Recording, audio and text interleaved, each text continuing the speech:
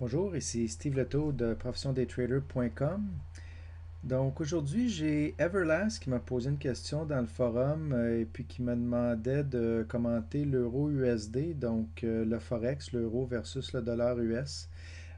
Parce qu'il mentionnait trouver ça frustrant là, de transiger parce que un simple commentaire d'un élu ou des choses comme ça peuvent vraiment faire changer radicalement le marché d'une journée à l'autre. Donc, effectivement, dans le marché, les nouvelles, euh, surtout de joueurs importants du marché, peuvent faire bouger beaucoup le marché sur une journée ou deux. Donc ici, comme on voit avec les chandelles, là, on a eu des très fortes réactions pendant deux-trois jours sur l'euro. Donc, même si l'euro, de manière générale, est à la baisse, donc s'affaiblit par rapport au dollar US, on voit que des simples commentaires de Mario Draghi a fait en sorte que pendant 3 journées, l'euro a quand même remonté de manière substantielle.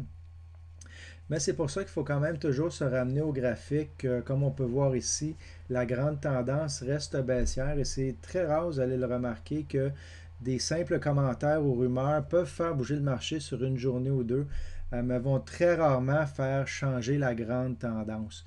Donc ici, on est plus en présence d'un soubresaut haussier dans une grande tendance baissière et puis tant que la ligne de tendance ne sera pas brisée, on reste là dans la même dynamique, là, mais ça revient à montrer aussi que c'est pour ça qu'en day trading, il faut être prêt à aller en long ou en short à tous les jours et il ne faut pas avoir des idées préconçues sur la direction que ça va aller. C'est sûr qu'on regarde le graphique en jour pour avoir une idée de la direction, mais il faut vraiment toujours être au courant des nouvelles et puis avoir une source de nouvelles en temps réel pour avoir les dernières nouvelles qui peuvent faire bondir le marché dans une direction opposée.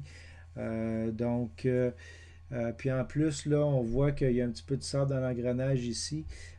Parce que là, maintenant, l'Allemagne semble remettre en question les commentaires de M. Draghi, comme quoi on va faire tout ce qui est possible. L'Allemagne dit non, on se calme, là, on ne financera pas l'Europe au complet. Alors, c'est tout ça qui va jouer en ligne de compte. Mais il reste que les problèmes de l'Italie, les problèmes de l'Espagne s'en iront pas demain matin, là. On n'est pas nécessairement encore en train de parler là, d'un regain haussier, là. Il y a encore beaucoup de choses à régler là, en termes de l'Europe là, avant que ça change réellement de direction.